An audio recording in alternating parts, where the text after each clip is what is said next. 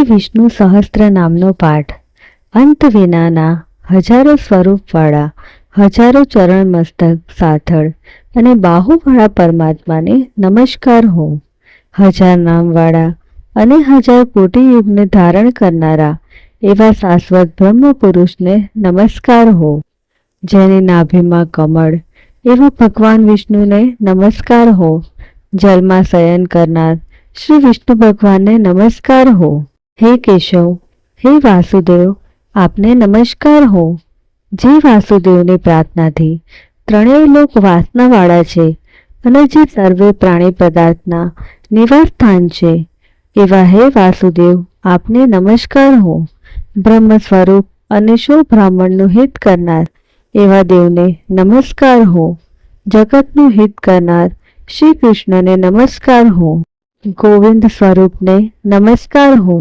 જેમ આકાશમાંથી પૃથ્વી પર પડેલું પાણી સમુદ્રમાં જાય છે તેમ બધા દેવોને કરેલા નમસ્કાર ભગવાન કેશવ પ્રતિ જાય છે.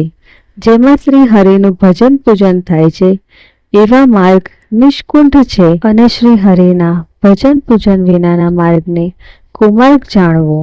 બધા વેદો જાણવાથી જે પુણ્ય થાય છે અને સર્વ તીર્થયાત્રાથી જે ફળ મળે છે તે સમગ્ર ફળ દુષ્ટોના નાશ કરનાર શ્રી વિષ્ણુ ભગવાનની સ્તુતિ શ્રદ્ધાપૂર્વક કરવાથી મળે છે.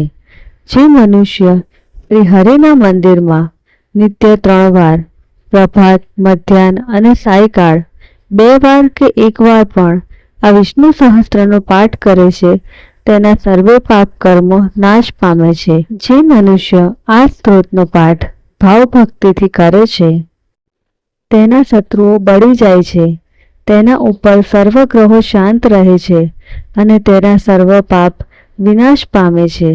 જેને શ્રદ્ધા ભક્તિપૂર્વક આ સ્તોત્રનું ધ્યાન કર્યું કે શ્રવણ કે પાઠ કર્યા, તેને સર્વદાન આપ્યા અને રૂડા પ્રકારની પૂજા કરી એમ સમજું છું.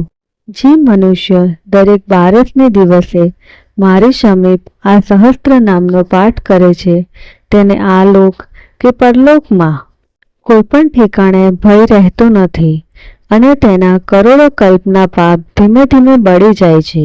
હે અર્જુન, જે મનુષ્ય પીપળાની પાસે કે તુલસીની પાસે બેસીને આ વિષ્ણુ સહસ્ત્ર નામનો પાઠ કરે છે તેને કરોડો ગાયોના દાનનું ફળ મળે છે.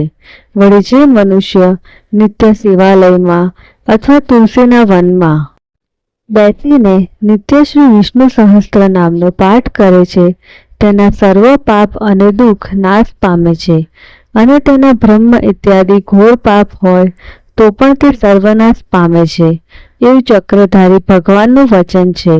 ઇતિ શ્રી જન્મ મહાભારત ભીષ્મ યુધિષ્ઠિર સંવાદે શ્રી વિષ્ણુ દિવ્ય સહસ્ત્ર સ્તોત્ર સંપૂર્ણ.